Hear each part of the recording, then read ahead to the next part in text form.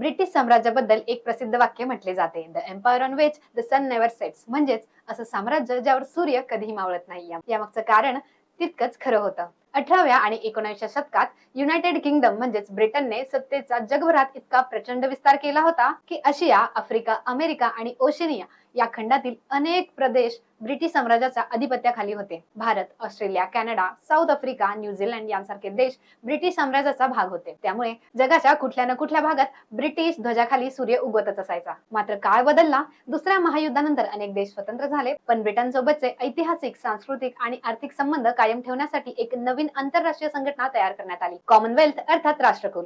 1897 मध्ये या कल्पनेची सुरुवात झाली आणि पुढे ब्रिटिश कॉमनवेल्थ नेशन या स्वरूपात संघटना विकसित झाली. आज ही संघटना कॉमनवेल्थ ऑफ नेशन्स म्हणून ओळखली जाते. सध्या जगातील विविध खंडांतील अनेक स्वतंत्र देश या संघटनेचे सदस्य आहेत, ज्यात सदस्य देश पूर्णतः स्वतंत्र आणि सार्वभौम असतात. दरवर्षी राष्ट्रकुल दिन अर्थात कॉमनवेल्थ डे सुद्धा साजरा केला जातो. पूर्वी हा दिवस एम्पायर डे म्हणून साजरा केला जायचा. 1958 मध्ये ब्रिटनचे पंतप्रधान होराल्ड मॅकमिलन यांनी त्याचे नाव बदलून कॉमनवेल्थ डे असे केले. आज मार्च महिन्याच्या दुसऱ्या सोमवारी अनेक देश हा दिवस साजरा करतात, तर काही ठिकाणी क्वीन व्हिक्टोरिया यांचा जन्मदिवस म्हणजेच 24 मे रोजी साजरा करतात. कॉमनवेल्थ मधील सर्व देशांमध्ये ब्रिटनचा राजा किंवा राणी राष्ट्रप्रमुख नसतात. उदाहरणार्थ भारतामध्ये राष्ट्रपती हा राष्ट्रप्रमुख आहे, त्यामुळे ब्रिटनचा राजा भारताचा शासक नाही. दुसरीकडे ऑस्ट्रेलिया, कॅनडा आणि न्यूझीलंड यांसारख्या काही देशांमध्ये आजही ब्रिटिश घराण्याला प्रतिकात्मक मान्यता आहे.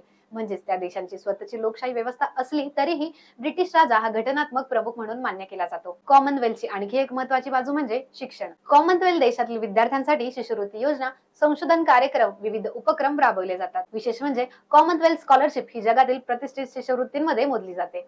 दरवर्षी 4 वर्षांनी कॉमनवेल्थ गेम्स ही आयोजित केले जातात, ज्यात कुस्ती, boxing, badminton, shooting, hockey, weightlifting, table tennis, squash अशा अनेक क्रीडा प्रकारांचा समावेश असतो. कॉमनवेल्थ मधील राजनैतिक संबंध सुद्धा खूप वेगळे आहेत. सामान्यतः 2 देशांमध्ये एम्बसी म्हणजेच दूतावास असतो, पण कॉमनवेल्थ सदस्यांमध्ये एम्बसी ऐवजी हाय कमिशन असते. उदाहरणार्थ इंडिया आणि पाकिस्तान यांच्यामध्ये हाय कमिशन असते, तर इंडिया आणि युनायटेड स्टेट्स यांच्यामध्ये दूतावास म्हणजेच एम्बसी असते. आजच्या काळात कॉमनवेल्थ हे केवळ इतिहासाशी संबंधित संस्था राहिली नाही, तर शिक्षण, व्यापार, क्रीडा, तंत्रज्ञान, लोकशाही, मानवाधिकार आणि सांस्कृतिक सहकार्य यांना चालना देणारे एक महत्त्वाचे जागतिक व्यासपीठ बनले आहे. ब्रिटिश साम्राज्य संपलं, पण त्यातून निर्माण झालेले कॉमनवेल्थ आजही जगातील अनेक देशांना एक ऐतिहासिक धाग्यात जोडून ठेवत आहे. मित्रांनो, तुम्हाला ही माहिती कशी वाटली कमेंट मध्ये नक्की सांगा आणि चॅनलला सबस्क्राईब करायला विसरू नका.